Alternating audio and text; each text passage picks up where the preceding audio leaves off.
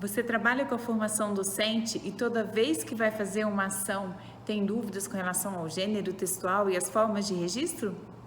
Nós vamos te ajudar. Vem para o vídeo de hoje, nós temos algumas dicas para compartilhar.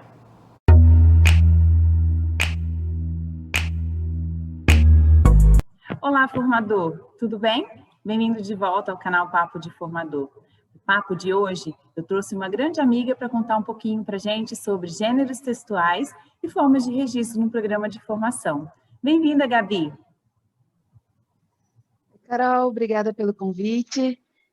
Eu sou a Gabriela, sou formada em letras e mestre em estudos linguísticos e trabalho há 3 anos com formação continuada, né? Já trabalhei com formação continuada de formadores e há 1 ano trabalho com formação continuada de professores. Então, e gosto muito do seu canal, que é esse Papo de Formador, Carol, acho muito legal, assisto e Obrigada. divulgo para todo mundo. Porque sempre traz reflexões muito, muito legais, numa linguagem muito fácil de assimilar e de entender. Obrigada Obrigada, pelo convite obrigada. Seja novamente. muito bem-vinda toda vez, tá? Convidada sempre. Gabi, nós temos um grande dilema. Toda vez que temos que planejar uma ação formativa, a gente precisa definir qual vai ser a melhor forma de registro, qual vai ser o gênero textual a ser utilizado, e é muito difícil tomar essa decisão. E aí a gente quer só, né? Como que quando a gente fala desse gênero textual, de um gênero textual, quando a gente fala de possibilidades de gêneros, quais são as compreensões que a gente precisa ter primeiramente, né? Então, eu falo de formação e falo de um gênero textual dentro da formação, o que eu preciso pensar primeiro? Muito boa, é muito interessante essa questão, Carol. Quando a gente fala ou pensa sobre gênero textual ou gênero discurso, não vou entrar aqui nessa discussão, apesar de ter diferenças, mas vamos usar gênero textual mesmo. A gente primeiro tem que pensar que acho que já estamos alinhados, né? Quando você traz uma situação e traz o parar para pensar sobre o gênero. Estamos alinhados que é exatamente isso. Nós nos comunicamos por meio de diferentes gêneros que são adequados a cada situação comunicativa, né? E essa adequação está na forma, no estilo, na composição do texto, que é pautada pela função daquele texto naquela situação. Então, em cada situação comunicativa, em cada tipo de momento que a gente tem, né, que a gente se comunica, a gente pensa quem vai nos ler, né, com quem estamos falando, por que aquele texto vai ser lido ou ouvido, que tipo de conteúdo que eu estou escrevendo, estou falando, e como que eu quero que isso seja interpretado. Então, tudo isso vai me fazer escolher um gênero, né, e esse gênero vai ter essas características de linguagem, de escolha vocabular, de formato, tudo isso faz parte desse gênero e está totalmente relacionado com essas informações sobre a situação de comunicação, né? Por exemplo, eu vi o seu vídeo, como sou fã do canal, né? Eu vi o seu vídeo em que você traz essa reflexão sobre o registro da formação e o registro do formador, né? E que tem objetivos diferentes, como você coloca lá. Então, quando esses objetivos são diferentes, é natural que sejam escolhidos gêneros diferentes para essas situações. Então, se é uma lista de conteúdos dados ou de orientações, é uma coisa, ou se eu estou, né, expressando um fluxo de consciência, dúvidas, inquietações, eu vou escolher formas e estilos diferentes também. E aí que a escolha do gênero pode contribuir e, às vezes, até atrapalhar naquilo que é o meu objetivo real. E aí, pensando nesse contexto de formação, então nós temos formadores que atuam na formação inicial e formadores que atuam na formação continuada. Existe distinção com relação ao gênero que seria mais apropriado para um tipo de enfoque e para outro, ou não? Como que você enxerga isso?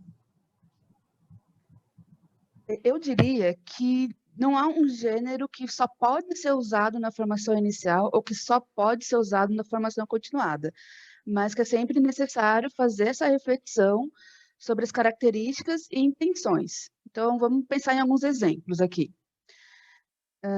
Eu sempre reflito, né? A gente tem uma literatura sobre formação continuada que traz os gêneros de narração, né? Narrar o que aconteceu, narrar a aula, narrar uma experiência. E por que que isso aparece bastante quando a gente estuda isso? Porque os gêneros narrativos, que têm predominância narrativa, né, são bastante potentes para expor as crenças pessoais. A gente fica mais livre, né, para colocar a nossa subjetividade ali. Então, se o meu objetivo é esse, discutir crenças dos professores, que é algo que faz parte da formação inicial, né, algo bastante importante numa formação inicial, espera-se, né, eu escolher um gênero mais narrativo. Eu lembro de quando eu estava na graduação, a gente já entra no curso, a gente entra no curso e já fica sabendo que lá no terceiro ano a gente vai ter que escrever uma autobiografia escolar. Né? É uma Já vai se estratégia, preparando. preparando, é uma estratégia que a professora dos estágios, né, que é a supervisora desse momento, que na graduação, na licenciatura, é realmente mais voltada para a formação de professores, uma estratégia que ela tem para discutir as nossas crenças. Então, ela pede para a gente escrever uma autobiografia relatando toda a nossa experiência escolar enquanto aluno, desde quando a gente começou na escola. E é um momento muito rico e que traz muitas emoções à tona. Não tem como você não se emocionar, tanto ouvindo os colegas, quanto escrevendo o seu relato, né, a sua autobiografia. E todas essas emoções faz a gente refletir sobre o que a gente viveu e sobre quanto a gente reproduz, né, nas nossas ideias, nas nossas certezas, quando a gente pensa assim, quando eu for professor, quando eu estiver na sala de aula, eu vou fazer tal coisa. Muitas vezes a gente está reproduzindo o que foi feito com a gente, mas não está parando para pensar se aquilo foi bom ou ruim. Então, o gênero autobiografia nos proporciona parar para pensar como a gente se sentiu em relação àquela prática daquele professor. Então, eu sempre vejo gêneros narrativos como muito ricos para trabalhar essas questões de subjetividade, e que também pode ser um alvo numa formação continuada. Né? Se eu tenho esse objetivo, se eu percebo na minha escola, no meu grupo de professores, essa necessidade, posso usar também gêneros narrativos. O diário, por exemplo, né? Você sabe que eu sou adepta de diários, que eu gosto de diários, né? E eu acho que isso é uma grande frustração que eu carrego como formadora. Eu nunca consegui engatar uma prática de diários formativos em nenhuma das ações que desenvolvi, em nenhum período, né? E o diário, ele também possibilitaria esse ir e vir, né? Dentro da sua prática, nessa reflexão. Então, também entraria dentro dessa ideia de narrativa, de um gênero narrativo. Perfeito. Os diários é um excelente exemplo de registro que faz parte do cotidiano do professor e que deveria trazer essa questão da subjetividade, né, colocada ali. O que acontece, muitas vezes isso não vai para frente, é porque não é um hábito. Escrever não é algo fácil, colocar a nossa subjetividade no papel é muito difícil. Muito, E a nossa alfabetização, nosso letramento, geralmente é mais voltado para o preenchimento de formulários do que para uma escrita autoral. Né? Mas mesmo gêneros mais fechados, né? Como o plano de aula do professor, é potente também para o professor demonstrar, né, o seu conhecimento e as suas dúvidas, dependendo da forma como isso é feito. E esse plano de trabalho do professor, Gabi, ele pode ser usado também pelo formador durante o momento de formação? Ele pode ser uma dos registros utilizados numa formação? Com certeza, né? Como o momento de montar o plano de trabalho é um momento que o professor vai parar para pensar o que sabe, o que precisa aprender, quando esse plano está bem estruturado, isso potencializa bastante a formação e o diálogo que o formador vai ter com esse professor a partir daquilo que está colocado no plano, e a partir daquilo que não está colocado também diz muito para quem lê, né? Quando esse formador pega esse plano e conversa com esse professor sobre aquilo que não está lá, também é uma forma bastante potente. A gente sabe que, assim, não existe uma padronização, né, sobre esse plano de trabalho docente, mas a gente pode, e por isso fica um pouco difícil identificar as características desse gênero, né, toda a sua composição, o que tem que ter, mas se a gente pegar com o objetivo principal, que é detalhar as intenções, os procedimentos de aula, o formador pode partir disso para ir estruturando esse plano e essa estruturação vai ser a formação, né, desses professores. Eu posso dar um relato recente? Por favor, ótimo.